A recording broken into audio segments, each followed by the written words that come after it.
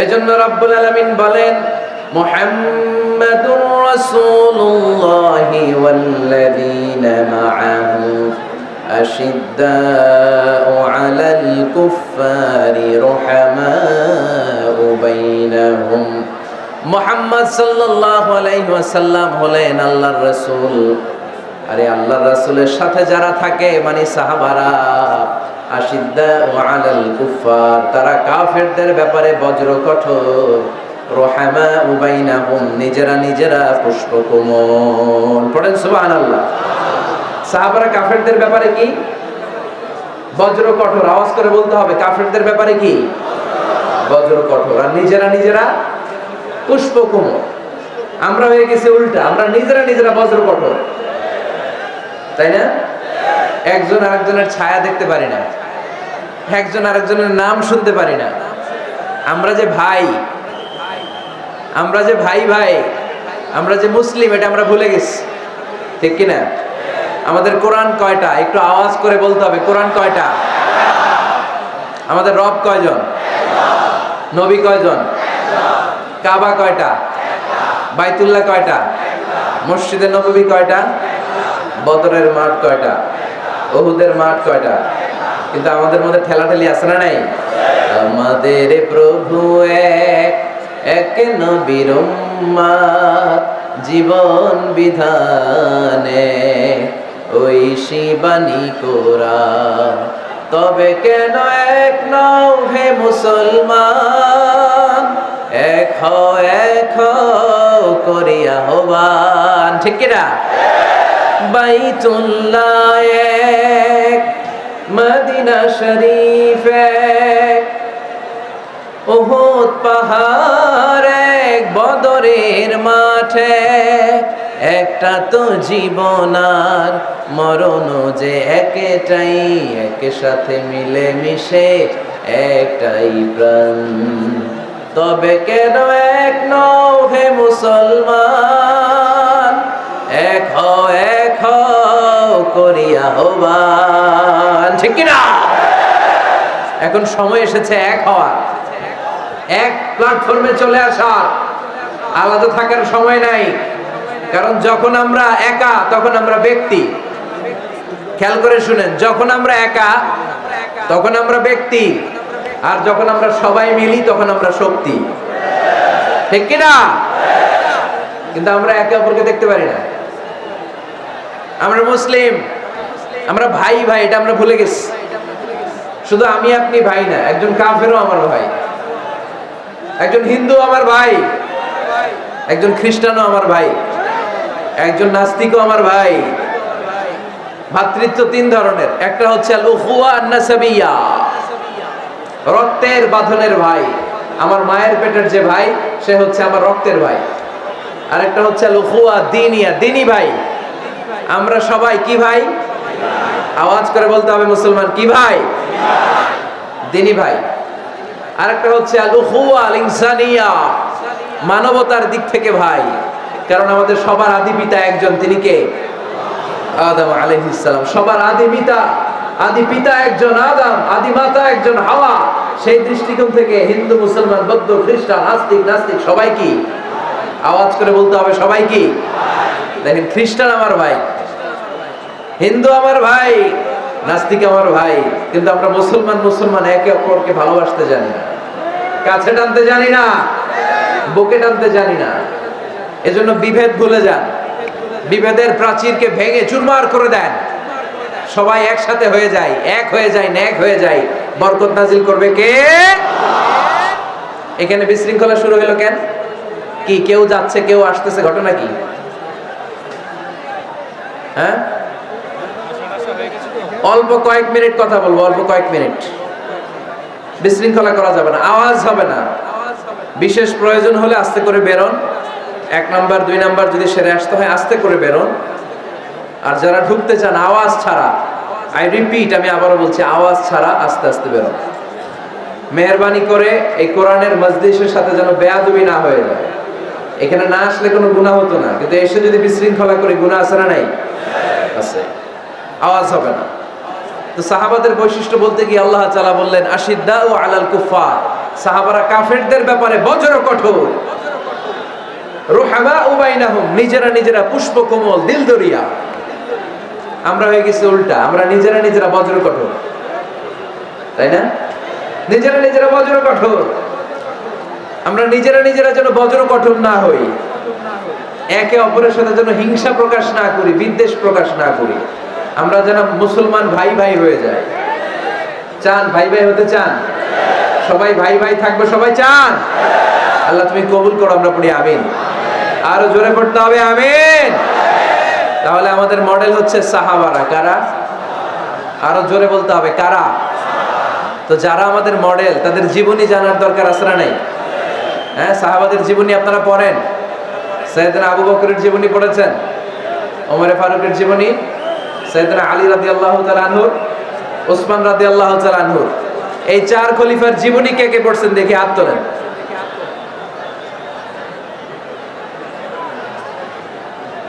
মাশাআল্লাহ, হাত নামান। বাকিরা কার জীবনী পড়ছেন? হ্যাঁ, আজকের এই মাহফিলটা, আমার আলোচনার সার্থকতা ঘটবে তখন যখন সবাই মিলে আমরা এই সিদ্ধান্ত নিতে পারবো যে আমাদের মডেল বিশ্বনবী, আমরা বিশ্বনবীর জীবনী পড়ব। আমাদের মডেল সাহাবারা, আমরা সাহাবাদের জীবনী পড়ব এবং তাদের জীবনী থেকে যে চেতনা, যে প্রেরণা, যে অনুপ্রেরণা আমরা পাই, সেটা আমাদের জীবনে কাজে লাগাবো। জোরে বলেন ঠিক কিনা? যারা সাহাবাদের জীবনী পড়ে তারা কি কখনো মিথ্যা বলতে পারে? ঘুষ খেতে পারে? সুদ খেতে পারে? খাদ্যে ভেজাল দিতে পারে? মাছে ফরমালিন দিতে পারে? ওজনে কম দিতে পারে? ক্যাসিনোর ব্যবসা করতে পারে? পেঁয়াজের দাম বাড়াতে পারে? কোন মেয়েকে ধর্ষণ করতে পারে? এগুলো হবে দেশপ্রেমিক, এগুলো হবে আল্লাহওয়ালা। এজন্য প্রিয় ভাইয়ের, আসুন আমরা সাহাবাদের জীবনী পড়ি এবং ওনাদের জীবনী থেকে আমরা অনুপ্রেরণা নিয়ে অনুপ্রাণিত হই। আজকে আমরা সাইয়েদনা ওমরে ফারুকের জীবনী থেকে কিছু শিক্ষা আমাদের নিজেদের জন্য নিয়ে আমরা বাড়িতে ফিরব ইনশাআল্লাহ। অল্প কয়েকজন বলছে, আর জোরে বলতে হবে ইনশাআল্লাহ। মাশাআল্লাহ। সাইয়েদনা ওমরে ফারুক রাদিয়াল্লাহু তাআলা আনহুর জীবনী আমরা শুনবো। কার জীবনী? আওয়াজ করে বলতে হবে কার জীবনী? আমি যত সময় কথা বলবো, প্রশ্ন করলে উত্তর দিতে হবে বাঘের বাচ্চার মতো। আমরা ওমরে ফারুকের জীবনী শুনবো। কার জীবনী? ওমরে ফারুকের জীবনী। আল্লাহ তাআলা তিনটা ঈমানি ধাক্কা ওনার হৃদয়ে দিয়ে ওনাকে ইসলামের জন্য কবুল করে নিয়েছেন। কয়টা ধাক্কা? সবাই বলতে হবে, আরো জোরে বলেন কয়টা? তিনটা। এক নম্বর ধাক্কা হচ্ছে বিশ্বনবীর দোয়ার ধাক্কা। দোয়ার একটা ধাক্কা আছে না নাই? এটা বড় ধাক্কা। এটা ব্যালিস্টিক ক্ষেপণাস্ত্রের চেয়েও কড়া, মারাত্মক। মিসাইল হামলা করলে যেমনি লক্ষ্যবস্তু ভেদ করে, দোয়ার মতো দোয়া করলো, দোয়া যে লক্ষ্যবস্তুতে আঘাত হানে, ঠিক কিনা? বিশ্বনবী দোয়া করলেন, আল্লাহুম্মা আইজ্জাল ইসলাম বিহাব্বির রাজুলাইনি ইলাইক। আল্লাহ, এই মক্কার দুইজন লোকের একজনকে তুমি কালিমার সুশীতল ছায়াতলে এনে দাও। দুইজন লাগবে না, কয়জন লাগবে? জোরে বলেন, একজন। কারণ যুগ জামানা পাল্টে দিতে চাই না অনেকজন, এক মানুষই আনতে পারে জাতির জাগরণ। এক মানুষই বিপদকালে বাঁচায় কাফেলায়, ক্ষুদ্র ডিঙ্গি বাঁচায় জাহাজ অসীম দরিয়ায়। এজন্য জামানা পাল্টে দিতে লাগে কয়জন? এজন্য বিশ্বনবী আল্লাহর কাছে দোয়া করলেন, আল্লাহ মক্কার দুজনের একজন, দুজন চাই না, দুজনের যে কোনো একজনকে কালিমার সুশীতল ছায়াতলে এনে দাও। এক হলো ওমর ইবনুল খাত্তাব, হয়তো খাত্তাবের বেটা ওমরকে তুমি ইসলামের ভেতরে নিয়ে আসো, কিংবা আবি জাহাল ইবনে হিশাম, হিশামের বেটা আবু জাহেলকে তুমি মুসলমান বানায়া দাও। দুইজন চাইছেন নাকি একজন?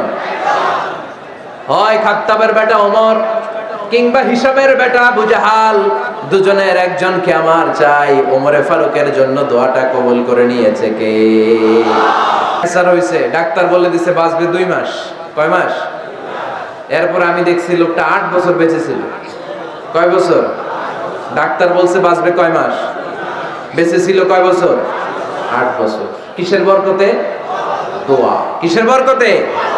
তাহলে দোয়ার একটা পাওয়ার আছে না নাই? একটা ধাক্কা আছে না নাই? বিশ্বনবী দোয়া করলেন, আল্লাহ হয় ওমরে ফারুককে আপনি এনে দেন, অথবা আবু জাহেলের মনটারে নরম করে দেন। ওমরে ফারুকের জন্য দোয়াটা কবুল করে নিল কে? এই দোয়ার একটা বরকত ওমরে ফারুকের হৃদয়ে ছুঁয়ে গেল। এক নাম্বার ধাক্কা। ধাক্কা সব একবারে দেওয়া যায় না। ধাক্কা একবারে দেওয়া যায়? ডাক্তারের কাছে গেলে ডাইরেক্ট কি অ্যান্টিবায়োটিক মারে? কথা বলেন? প্রথমে সামান্য ওষুধ দেয়, সিম্পল ডোজ, তারপরে ডোজ একটু বাড়ায়, ফাইনালি কাজ না হলে অ্যান্টিবায়োটিক মারে। কথা বলেন? প্রথম ধাক্কাটা গেল তিনি দোয়ার ধাক্কা। বিশ্বনবী দোয়া করলেন, ওই দোয়ায় ওমরে ফারুকের হৃদয়ে ছুঁয়ে গেল। এরপরে রব্বুল আলামিন ওমরে ফারুককে ধাক্কা মারলেন কোরআনের একটা সূরা দিয়ে। সূরাটার নাম হলো সূরাতুল হাক্কা। কি সূরা? কোন সূরা দিয়ে ধাক্কা দিছে? সূরা হাক্কা। সূরা হাক্কা দিয়ে দিছে এক, কথা কয় না। সূরা হাক্কা দিয়ে দিয়েছেন এক। আল হাক্কাতু মাল হাক্কা ওয়া মা আদরাকা মাল হাক্কা। সূরা হাক্কা দিয়ে আল্লাহ একটা ধাক্কা মারলেন। ওই যে দোয়া করলেন বিশ্বনবী, দোয়ার পর সাইয়েদনা ওমর ফারুকের হৃদয়ের মধ্যে উথাল পাতাল শুরু হয়ে গেল। সব সময় লুকিয়ে লুকিয়ে বিশ্বনবীরে ফলো করে। বিশ্বনবী ডানে গেলে ওমরে ফারুক ডানে যায়, বিশ্বনবী বাঁয়ে গেলে ওমরে ফারুক বাঁয়ে যায়। বিশ্বনবী রাত্রিবেলা নামাজ পড়লে ওমরে ফারুক পেছনে লুকিয়ে লুকিয়ে বিশ্বনবীর কোরআন শুনে। বিশ্বনবী মসজিদুল হারামের পাশে দাঁড়িয়ে রাতের এশার সালাত আদায় করছিলেন। ওই টাইমে বিশ্বনবী সূরাতুল হাক্কা তেলাওয়াত করছিলেন। কোন সূরা? সূরাতুল হাক্কা বিশ্বনবী তেলাওয়াত করেছেন। ওমরে ফারুক মন্ত্রমুগ্ধ হয়ে বিশ্বনবীর কণ্ঠের তেলাওয়াত শুনে। বিশ্বনবীর তেলাওয়াতের কণ্ঠ আমাদের কণ্ঠের মতো নাকি? বিশ্বনবীর কণ্ঠ কারি বাসাদের কণ্ঠের মতো? আহমদ বিন ইউসুফের কণ্ঠের মতো?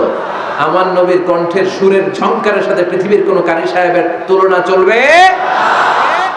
কত মধুর, কত সুন্দর, কত অসাধারণ তেলাওয়াত করতেন আমার বিশ্বনবী। একবার তেলাওয়াত শুনলে পাগল না হয়ে কেউ থাকতে পারতো না। বিশ্বনবী ওমরে ফারুককে দেখেন নাই। ওমরে ফারুক লুকিয়ে লুকিয়ে বিশ্বনবীরে ফলো করে। বিশ্বনবী এশার সালাতে সূরা হাক্কা তেলাওয়াত করতে আরম্ভ করলেন। তেলাওয়াত করতে করতে করতে করতে বিশ্বনবী সামনের দিকে যেতে লাগলেন।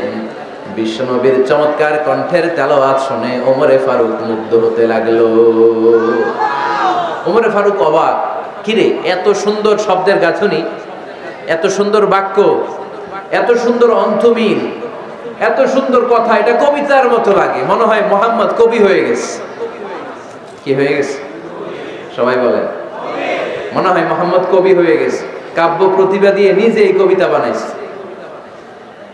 ওমরে ফারুক যখন মনে মনে ভাবলেন এগুলো মনে হয় মুহাম্মদ কবিতা পড়ে, মুহাম্মদ মনে হয় কবি হয়ে গিয়েছে। ইন দা মিন টাইম বিশ্বনবী তেলাওয়াত করছিলেন সূরা হাক্কা থেকে, ওয়া মা হুয়া বিকাউলি শাইরিন কলিলাম মা তুমিনুন। এই আয়াতের অর্থ হলো এটা কোনো কবির বানানো কবিতা নয়, তোমরা অল্প সংখ্যক লোকই এই কোরআনের উপরে ঈমান আনো। সুবহানাল্লাহ পড়ো। বিশ্বনবী ওমরে ফারুককে দেখছে নাকি? কথা কয় না। দেখেছে? বিশ্বনবীর মতো তেলাওয়াত করে যাচ্ছে। ওমর ফারুক যখন মনে করলেন কি রে এই কথাগুলো এত সুন্দর, এটা মনে হয় কবিতা। ইন দ্য মিন টাইম বিশ্বনবী যে আয়াতটা তেলাওয়াত করছিলেন, কোইন্সিডেন্টলি দৈবাত মিলে গিয়েছে। ওই আয়াতের অর্থ ছিল এটা কোনো কবির বানানো কবিতা না, খুব অল্প সংখ্যকই তোমরা ঈমান আনো। এবার তো ওমর ফারুক আটকে উঠলেন, ঘটনা কি? আমি মনে মনে ভাবলাম মুহাম্মদ কবি, আর যেটা পড়তেছে এটা কবিতা, কিন্তু মুহাম্মদ আমার দেখেও নাই, কিন্তু বলতেছে এটা কবির বানানো কবিতা না। তাহলে মুহাম্মদ মনে হয় গণক হয়ে গেছে। কার মনে কি চলে না দেখেই বলতে পারে। নাউজুবিল্লাহ পড়বেন না? ওমর ফারুক এবার মনে মনে ভাবে মুহাম্মদ তাহলে কবি না, আগেরটা ভুল। ভুল ধারণা আমি করেছি, মুহাম্মদ কবি নয়, মুহাম্মদ হলো গণক। আওয়াজ করে পড়েন না আউযু বিল্লাহ। মুহাম্মদ মানুষের মনে কি চলে গণনা করে সব টের পেয়ে যায়, সব বুঝতে পারে। বিশ্বনবী তখন যে আয়াতটা তেলাওয়াত করছিলেন সেটা হলো ওয়ালা বিকাউলি কাহিনিন কলিলাম মা তাযাক্কারুন। বিশ্বনবী তখন যে আয়াতটা তেলাওয়াত করছিলেন এই আয়াতের অর্থ হলো এটা কোনো গণকের বানানো কথা নয়, খুব অল্প সংখ্যক লোকই তোমরা উপদেশ গ্রহণ করো। বিশ্বনবী ওমর ফারুককে দেখে? কথা কয় না। দেখে না। কিন্তু মিলে যাচ্ছে। ওই আয়াতের পরের আয়াতটা ছিল এটা গণকের বানানো কোনো গণনা নয়, খুব অল্প সংখ্যকই তোমরা ঈমান আনো। এবার তো ওমরে ফারুক বেহুশ।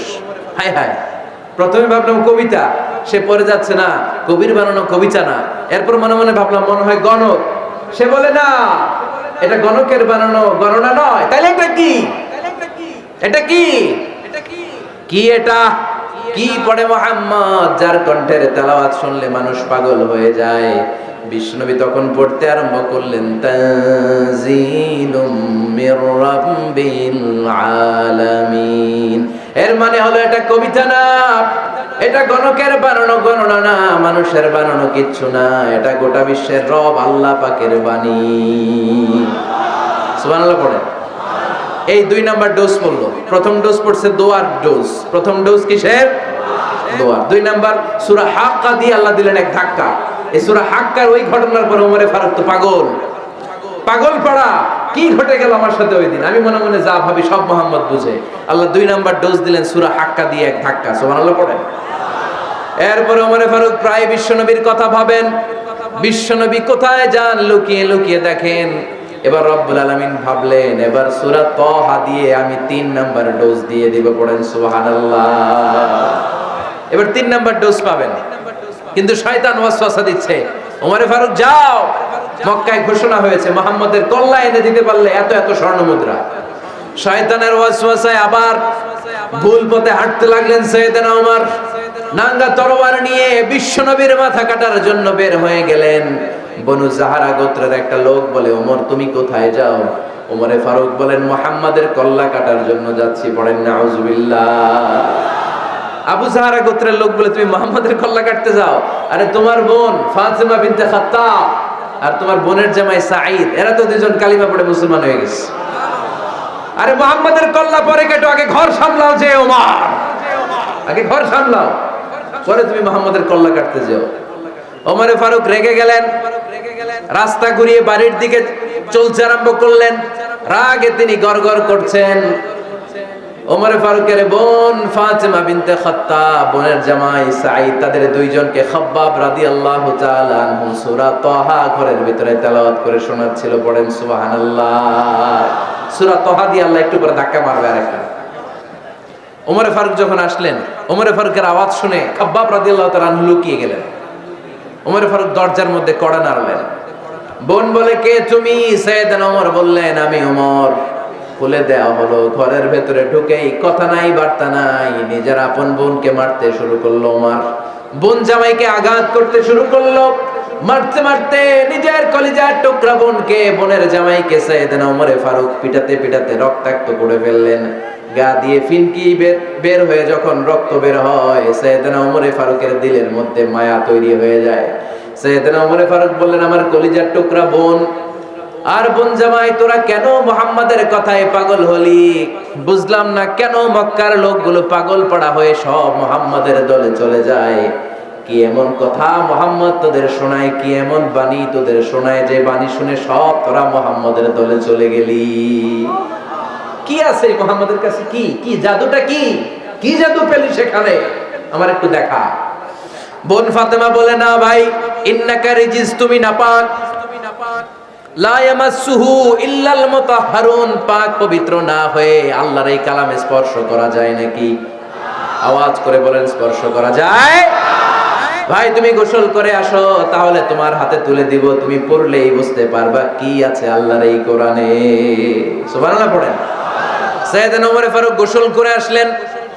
বোন এবার সূরা তাহা চামড়ার মধ্যে সূরাতু তাহার কিছু অংশ লিখে খাব্বাব রাদিয়াল্লাহু তাআলা আনহু লুকিয়েছিলেন। ওনার হাত থেকে সূরা তাহার অংশটা নিয়ে সাইয়েদনা ওমর ফারুকের বোন ওমর ফারুকের হাতে দিয়ে বলল, ভাই তুমি আসার আগে এই অংশটা সবাই মিলে তেলাওয়াত করছিলাম। ওমর ফারুকের হৃদয়টা তখন একেবারে নরম, কারণ আগে ধাক্কা খাইছে কয়টা? জোরে বলতে হবে। প্রথম ধাক্কাটা কিসের? হ্যাঁ, দোয়া। দ্বিতীয়টা হাক্কা, সূরার নাম হাক্কা দিয়ে দিয়েছেন আল্লাহ ধাক্কা। এবার দিবেন সূরা তাহার ধাক্কা। ওমর ফারুক হাতে নিলেন। খুব ভালো আরবি জানতেন, চমৎকার আরবির অর্থ বুঝতেন, কারণ আরবি ভাষাভাষী মানুষ। হাতে নিয়ে নজর দেওয়ার পরে ওনার চোখ দিয়ে দাঁড় দাঁড় করে পানি বের হয়ে গেল। ওমরে ফারুক আয়াতগুলোর দিকে তাকিয়ে পড়তে আরম্ভ করলেন, তাহা মা আনজালনা আলাইকাল কুরআনা লিতাশকা ইল্লা তাযকিরাতাল লিমান ইয়াখশা তানজিলাম মিম্মান খালাকাল আরদা ওয়াস সামাওয়াতিল উলা। পড়েন সুবহানাল্লাহ।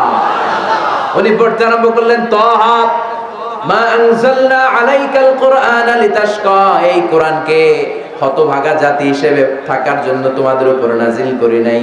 তানজিলাম মিম্মান খালাকাল আরদা ওয়াস সামাওয়াতিল উলা, এটা ওই রবের পক্ষ থেকে, ওই সত্তার পক্ষ থেকে নাজিল হয়েছে যেই রব জমিন তৈরি করেছেন, যেই রব বিশাল সুবিশাল আকাশও তৈরি করেছেন। সুবহানাল্লাহ পড়েন।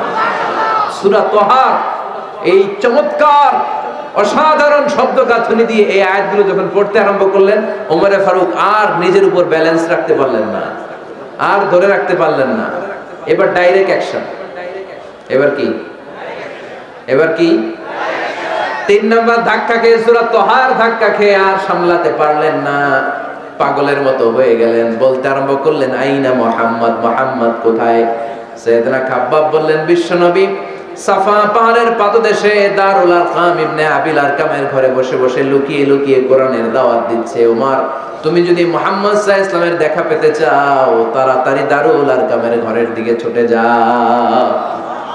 ওমরে ফারুক তলোয়ার নিয়ে ছুটলেন, পাগলের মতো ছুটলেন, আর ধৈর্য ধারণ করতে পারেন না।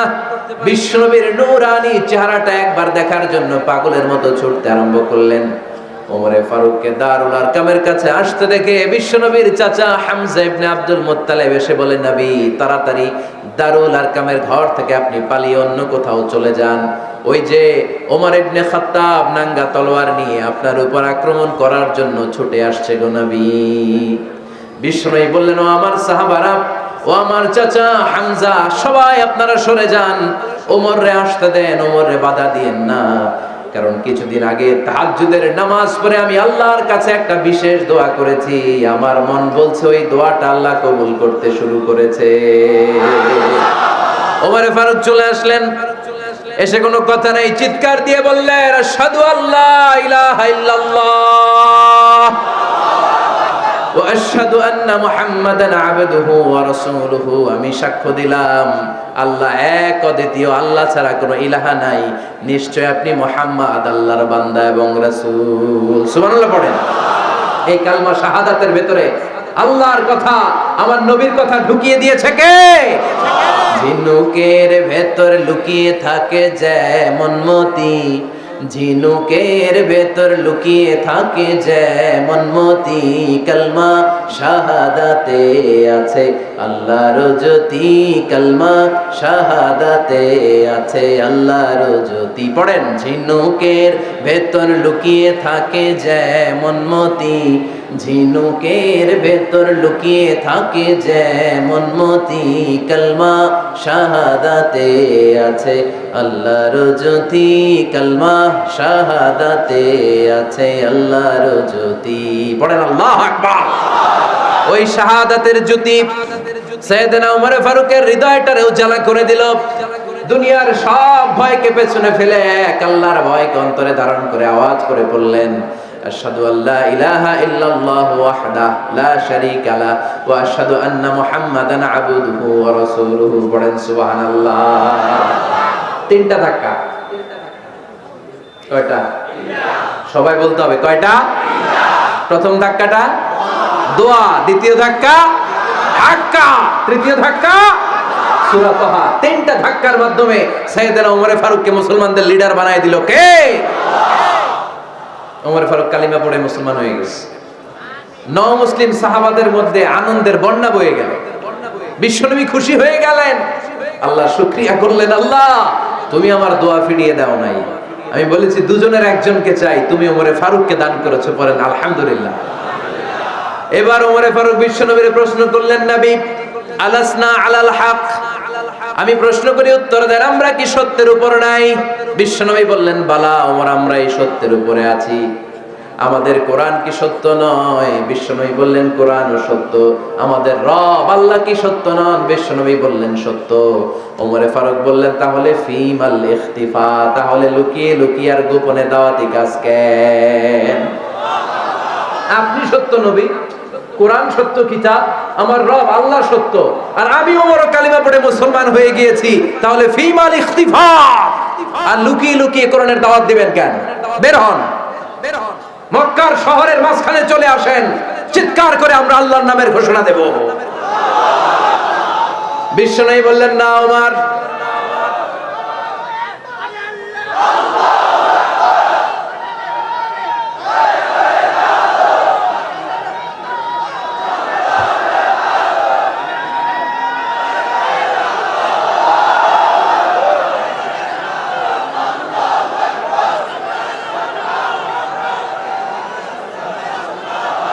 বিশ্বনবী ডেকে বললেন, না ওমর, এটা মাক্কি জীবন, ওমর এটা মাক্কি জীবন, এখানে দাওয়াতি কাজ করব লুকিয়ে লুকিয়ে, আস্তে আস্তে।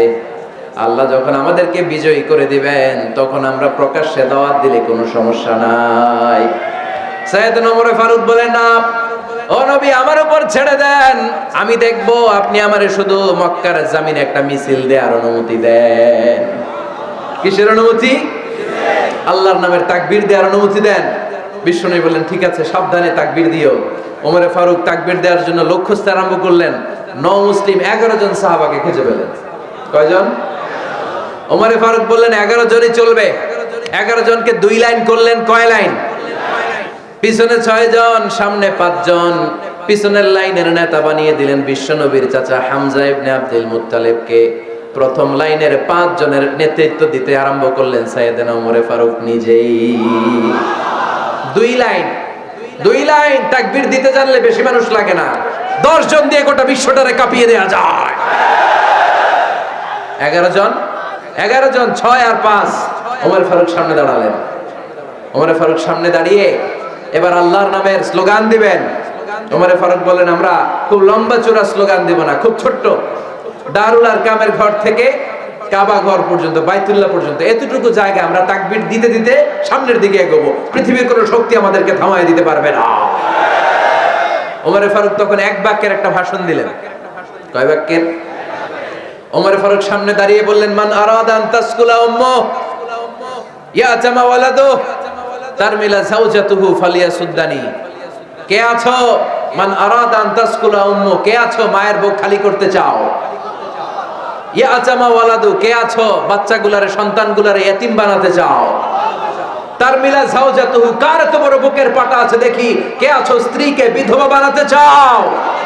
বুকের পাটা থাকলে আমি ওমরে থামাও, যদি সাহস থাকে আমি ওমরের মিছিল থামাও। ওমর ফারুক শুরু করলেন, আল্লাহু আকবার, আল্লাহু আকবার, আল্লাহু আকবার। স্লোগান দিতে দিতে সাইয়েদনা ওমর ফারুক কাবার গিলাফ যে স্পর্শ করলেন, ওমর ফারুকের এই স্লোগান কেউ থামাতে পারে নাই। কিয়ামত পর্যন্ত এই আল্লাহর নামের স্লোগান কেউ থামাতে পারবে না। চিল্লায় বলো ঠিক কিনা?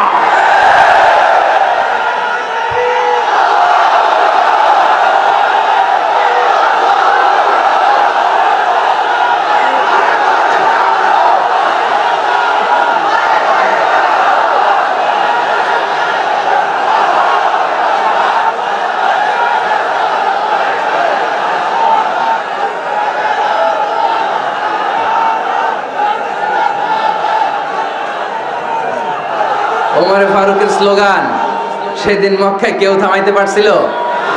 আওয়াজ করে বলতে পারছিল? এখনো আল্লাহর নামের স্লোগান কেউ থামাই দিতে পারবে? কিয়ামত পর্যন্ত আমার রবের স্লোগান কেউ থামাতে পারবে? পারবে না। ওমর ফারুক স্লোগান দিলেন। আবু জাহেল, উতবা, শাইবা, ওয়ালিদ ইবনে মুগীরা আল্লাহু আকবার ধ্বনি শুনে বাইরে আসছে। কিরে, এত বড় স্লোগান, আমাদের কাছ থেকে পারমিশন নেয় নাই, অনুমতি নেয় নাই। অনুমতি নেওয়া ছাড়াই স্লোগান শুরু।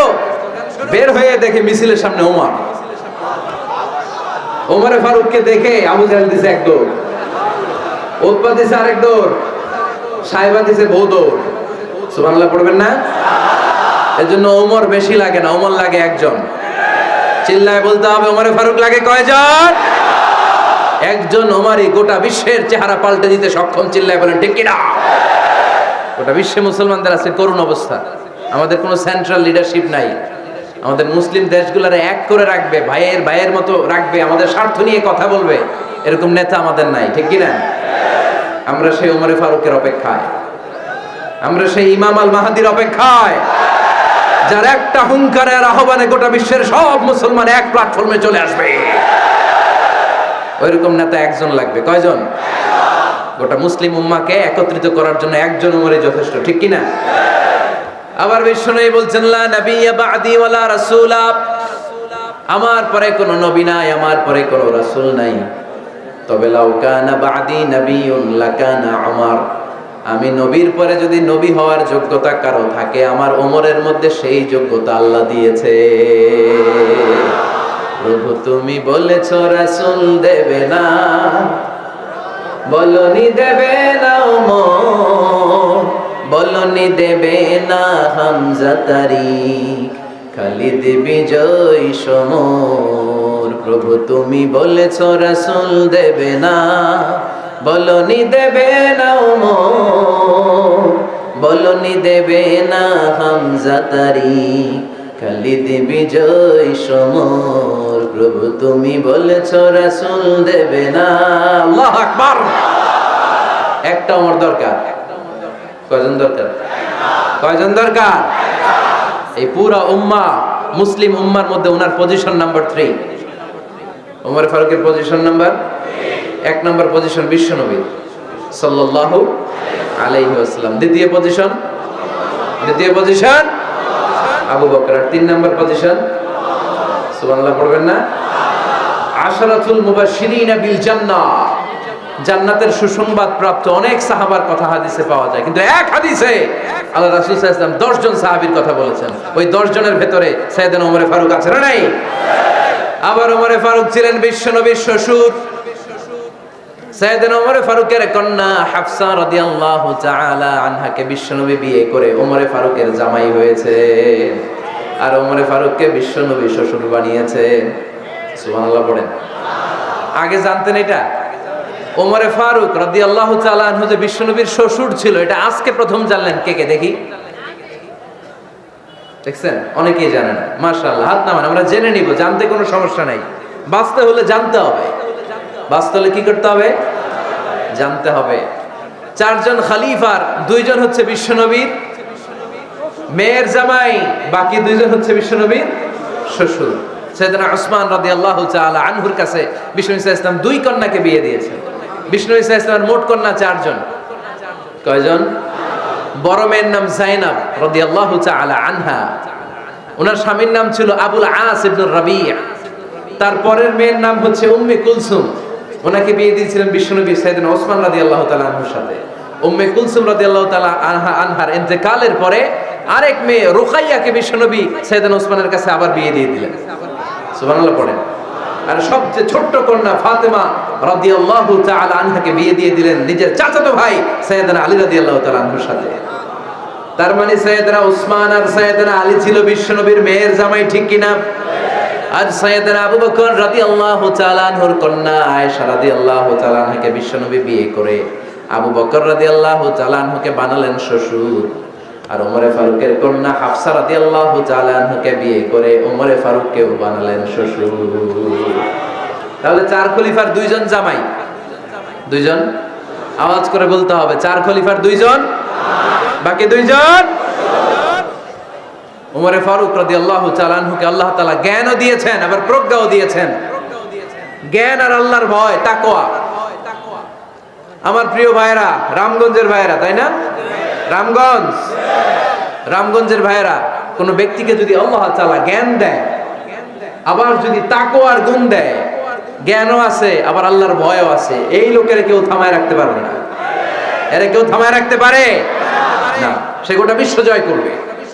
সাইয়েদনা ওমর ফারুককে আল্লাহ তাআলা জ্ঞানও দিয়েছেন, আবার তাকওয়াও দিয়েছেন। সুবহানাল্লাহ পড়েন। বিশ্বনবী সাল্লাল্লাহু আলাইহি ওয়াসাল্লাম স্বপ্ন দেখলেন, বিশ্বনবী দুধ খাচ্ছেন, আঙ্গুলের ভেতর দিয়ে ফাঁক দিয়ে দুধ বের হয়, বিশ্বনবী দুধ খাচ্ছেন। খেতে খেতে একটু দুধ আঙ্গুলে লেগে আছে, এই আঙ্গুলটা কারো মুখে না দিয়ে বিশ্বনবী সাল্লাল্লাহু আলাইহি ওয়াসাল্লাম ওমর ফারুকের মুখের ভিতরে ঢুকাই দিলেন। অতিরিক্ত দুধটা ওমরে ফারুক খেলেন। সাহাবারা বললেন, মাদা ওয়ালতা বিহি ইয়া রাসূলুল্লাহ, হে আল্লাহর রাসূল, এই স্বপ্ন দিয়ে কি বুঝালেন, বুঝলাম না। বিষ্ণু ঈসা আলাইহিস সালাম বললেন, আউয়ালতু বিহি আল ইলম, এটা দিয়ে আমি জ্ঞান বুঝিয়েছি, কারণ অতিরিক্ত দুধের অংশটা আমি কাউরে না দিয়ে ওমরকে দিয়েছি, তার মানে ওমরের জ্ঞানের কোনো তুলনা হয় না। এজন্য স্বপ্নে যদি কেউ দেখেন আপনি দুধ পান করছেন, এটা প্রমাণ করে আল্লাহ তাআলা আপনাকে দ্বীনের জ্ঞান দান করবে। আবার বিশ্বনবী সাল্লাল্লাহু আলাইহি ওয়াসাল্লাম আবার আরেক রাতে স্বপ্ন দেখলেন, সাহাবারা লাইন ধরে বিশ্বনবীর সামনে দাঁড়ানো, কোন সাহাবার জামা নাভি পর্যন্ত, কোন সাহাবার জামা হাঁটু পর্যন্ত, কোন সাহাবার জামা টাকনো পর্যন্ত, কোন সাহাবার জামা আরো ছোট, কিন্তু ওমরে ফারুকের জামা বিশ্বনবী দেখলেন এত বড়, টেনে হিচড়ে হিচড়ে বিশ্বনবীর সাথে চলছে। সুবহানাল্লাহ পড়বেন না? সাহাবারা বললেন, মা দাওয়ালতা বিহি ইয়া রাসূলুল্লাহ, হে আল্লাহর রাসূল, এটা দিয়ে আপনি কি বুঝাতে চাইলেন? বিশ্বনবী বললেন, আউয়ালতু বিহি আত তাকওয়া, এটা দ্বারা আমি দ্বীন, দ্বীনদারি বোঝালাম, তাকওয়া বোঝালাম। সুবহানাল্লাহ পড়েন।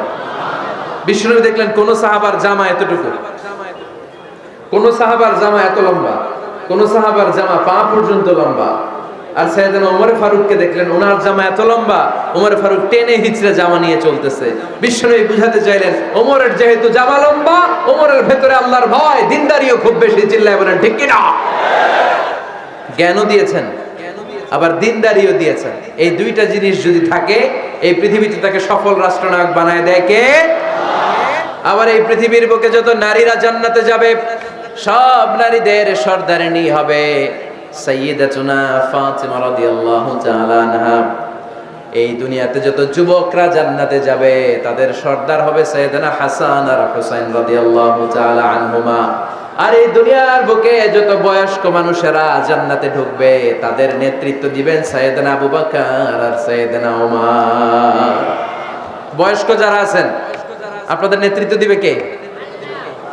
হ্যাঁ, একজন তো আল্লাহ না, আল্লাহ তো তোমার জান্নাত দিবে, তোমার জান্নাতে নিয়ে যাবে কে? সাইয়েদনা আবু বকর, সাইয়েদনা ওমর। আর ইয়াং যারা তোমরা এসেছো, তোমরা যখন জান্নাতে ঢুকবে, তোমাদের লিডারশিপ নিবে কে? হাসান আর হুসাইন রাদিয়াল্লাহু তাআলা আনহুমা। আর নারীরা যারা জান্নাতে প্রবেশ করবে, এই নারীদের নেতৃত্ব দিবে বিশ্বনবীর কলিজার টুকরা, নয়নের বুটুলি সাইয়্যিদাতুনা ফাতিমা রাদিয়াল্লাহু তাআলা আনহা। সুবহানাল্লাহ পড়বেন না? Omar Farooq, the super hero of Muslim উম্মাহ। আমরা কাদেরকে সুপার হিরো বানায় রাখছি আমরা জানি না। এই নায়ক নায়িকা, গায়ক গায়িকা, মডেলরা, চোখ ধাঁধানো গ্ল্যামার নিয়ে যারা চলে, এরা আমাদের মডেল নয়। আমাদের মডেল সাইয়েদনা ওমর ফারুক। ঠিক কিনা? ঠিক কিনা? ওমর ফারুক মসজিদে নববীর খতিব, খুতবা দিচ্ছেন। আপনারা কথা শুনতেছেন? কষ্ট হচ্ছে? কষ্ট হচ্ছে কার কার দেখি?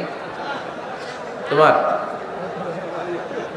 এর বাইদা রাখেন রশি দিয়ে, এই জায়গায় বেশি লাফালাফি করতেছো, আর লাফাবা না, ঠান্ডা মাথায় শোনো। ওকে, মাশাআল্লাহ, ভালো ছেলে, থাক, বাধার দরকার নেই, এমনি বসে থাকবে। মনোযোগ আছে না গেছে? আছে? আচ্ছা, আরো কয়েক মিনিট শুনবেন না? আচ্ছা। ওমর ফারুক রাদিয়াল্লাহু তাআলা আনহু জুমার খুতবা দিচ্ছেন। খুতবার মাঝখানে হঠাৎ চিৎকার করে বললেন, ইয়া সারিয়াত ইবনে জানিমিল জাবাল, ইয়া সারিয়াত ইবনে জানিমিল জাবাল, ইয়া সারিয়াত ইবনে জানিমিল জাবাল। মানে এই সারিয়া, এইদিকে না, জাবাল, পাহাড়ের দিকে, জাবাল, জাবাল, গো টু দা মাউন্টেন, পাহাড়ের দিকে যাও। এই কথা বলে আবার থেমে খুতবা দেওয়া শুরু করলেন। সাহাবারা আগামাথা কিছুই খুঁজে পেল না, আগের কথার সাথেও মিল নাই, পরের কথার সাথেও মিল নাই। জুমার নামাজ শেষ, সাহাবারা বললেন, আমির আল মুমিনিন, খলিফাতুল মুসলিমিন ওমর ফারুক জুমার খুতবা দেওয়ার সময় হঠাৎ চিৎকার মেরে বললেন, ইয়া সারিয়াত ইবনে জানিমিল জাবাল।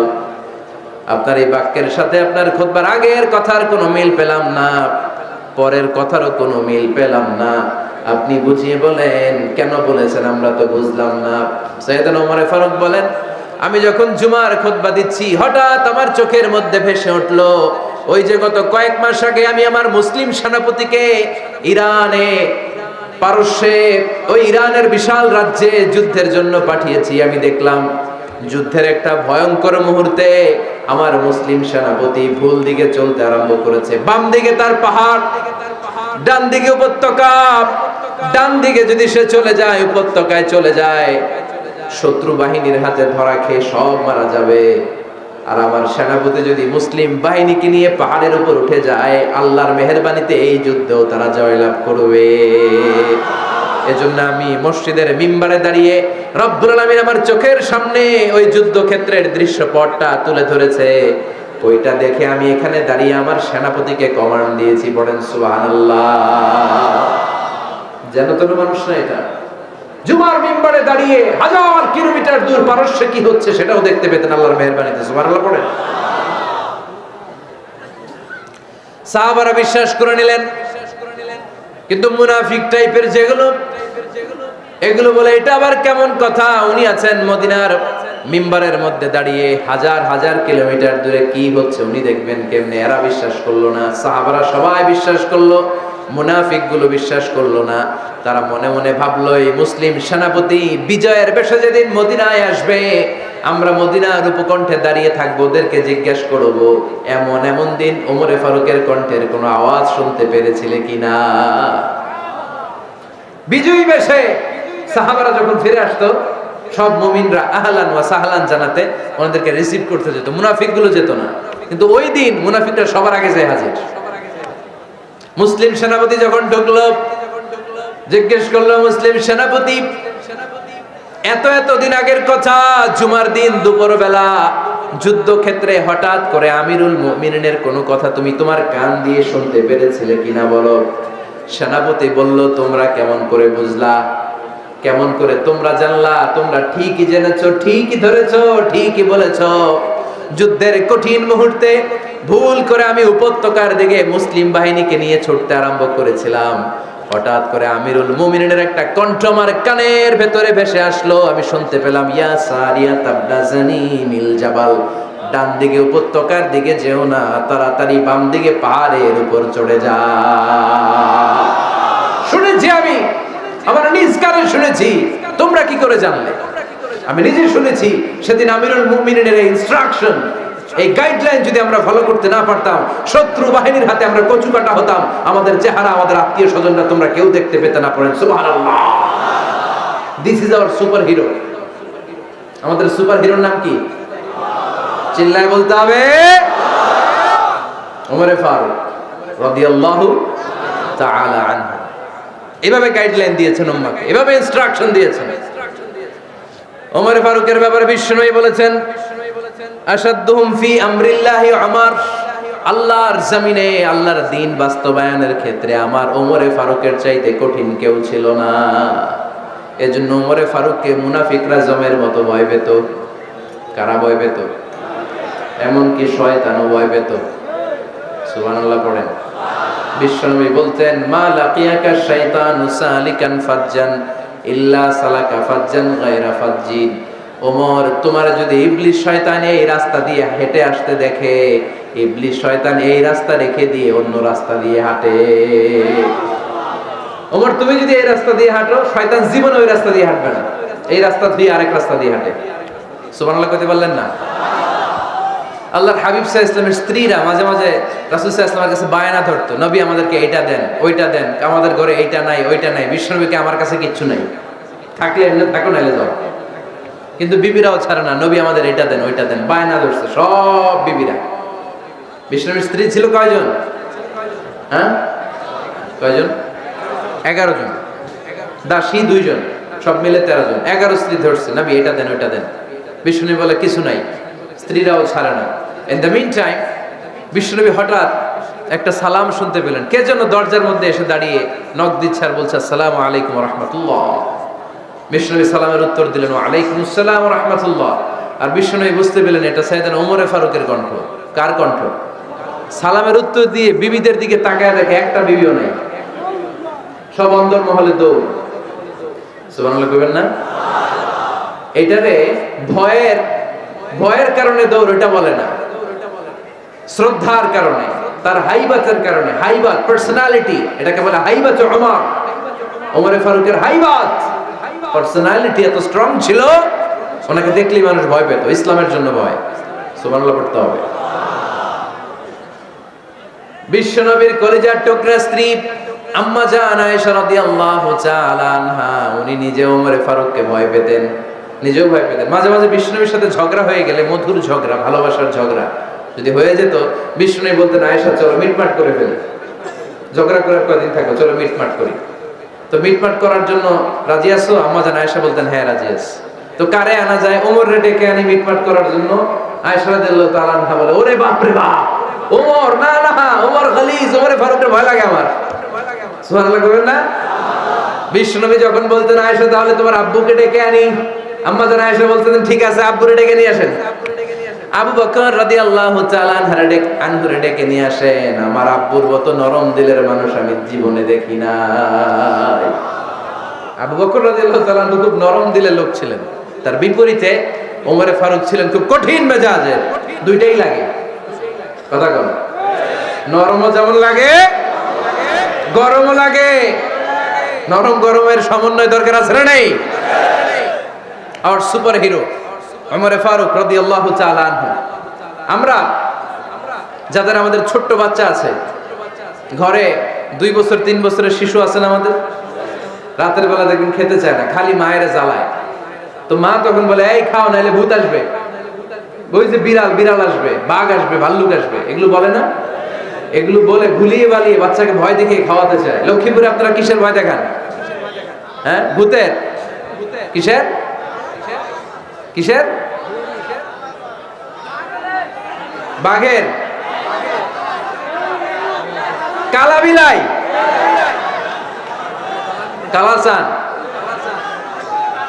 আচ্ছা, তো এই যে বাঘ আসবে, ভাল্লুক আসবে, তাড়াতাড়ি খাও, বাঘ আসবে। বাঘের কথা শুনলে বাচ্চারা খেয়ে ফেলে ভয়ে, এই ভূত আসলো, ভূত তাড়াতাড়ি খা, না খাইলে ভূতে ধরবে, তো খা, সাথে সাথে খায়।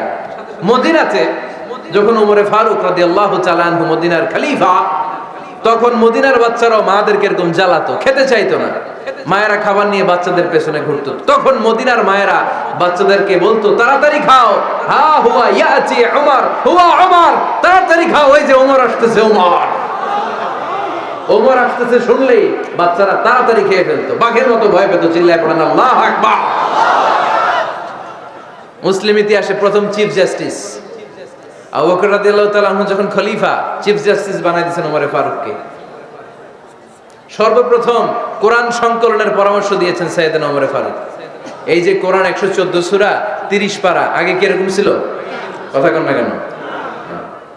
আগে গাছের পাতায় লেখা ছিল, পশুর চামড়ায় লেখা ছিল, ওটের হাড্ডির মধ্যে লেখা ছিল কোরআন। এভাবে যখন হাফেজে কোরআন সাহাবারা শহীদ হতে আরম্ভ করলো, এক যুদ্ধে টানা 70 জন হাফেজে কোরআন সাহাবা নিহত হলেন, শহীদ হলেন। ওমরে ফারুক তখন আবু বকর রাদিয়াল্লাহু তাআলা আনহুর কাছে যেয়ে বললেন, আবু বকর আপনি কোরআন জমা করেন, সব কোরআনের কপিগুলো একসাথে করে এরকম একটা কোরআন করেন।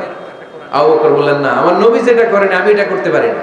কিন্তু ওমরে ফারুক ছাড়ে না, আর এটা করেন, করলে ভালো হবে, গোটা মুসলিম উম্মাহ উপকৃত হবে। বারবার বারবার বারবার সাইয়েদনা আবু বকর রাদিয়াল্লাহু তাআলা আনহুকে এত জোরাজুরি করতেছিলেন, অবশেষে আবু বকর রাদিয়াল্লাহু তাআলা আনহু বললেন, ওমরে ফারুকের জোরাজুরিতে এই কাজের জন্য আল্লাহ তাআলা আমার হৃদয়টারে খুলে দিলেন, আল্লাহ আমার হৃদয়ের ভিতরে ইলহাম করে দিলেন। আর আল্লাহ বোঝাতে চাইলেন, আবু বকর ওমরের কথাই শোনো, ওমর যেটা বলে তেমনটাই করো।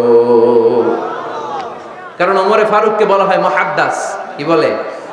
সবাই বলেন কি বলে? মুহাদ্দিস না মিয়া? মুহাদ্দিস মানে যে হাদিস বিশারদ, আর মুহাদ্দিস মানে যার মুখ থেকে আল্লাহর কথাগুলো বের হয়। আল্লাহ কি বলতে চায়, আল্লাহ তাআলা ওই কথাগুলো, ওই ভাবনাগুলো ওই লোকের মুখ দিয়ে বের করে দেয়। জোরে বলেন সুবহানাল্লাহ। বিশ্বনবী বললেন লিকুল্লি উম্মাতিন মুহাদ্দিস, সব উম্মতের মধ্যে আল্লাহ তাআলা একজন করে মুহাদ্দিস পাঠায়। আমার উম্মতের মধ্যে মুহাদ্দিস লোকটার নাম হলো ওমর। বিভিন্ন সময়ে ওমরে ফারুক যেমনটা ভাবতেন ঠিক তেমন তেমন কোরআনের আয়াত পাঠিয়েছে কে? মদিনার সবচেয়ে বড় মুনাফিকের নাম হচ্ছে আব্দুল্লাহ ইবনে উবাই ইবনে সালুল। নাম শুনছেন? মুনাফিক চিনেন তো আপনারা? ভিতরে এক বাইরে আরেক, তার নাম সর্দার হচ্ছে আব্দুল্লাহ ইবনে উবাই ইবনে সালুল। ইন্তেকালের পরে তার ছেলে আব্দুল্লাহ এসে বলে, ইয়া রাসূলুল্লাহ, এটা চমৎকার ঘটনা, মনোযোগ দিয়ে শুনুন। ইয়া রাসূলুল্লাহ, আমার আব্বা আব্দুল্লাহ ইবনে উবাই ইবনে সালুল মুনাফিকদের লিডার, আপনিও জানেন আমিও জানি, কিন্তু আমার তো বাবা, আমার কি, আমার তো মায়া লাগে। ইয়া রাসূলুল্লাহ, আমার আব্বা ইন্তেকাল করেছে, আপনার গায়ের একটা জামা খুলে দেন। কি খুলে দেন? এই জামাটা দিয়ে আমার বাবার দাফন দেব, আর আপনি যে আমার বাবার জানাজার নামাজের ইমামতি করবেন, আসেন। ওমর ফারুক বললেন, না।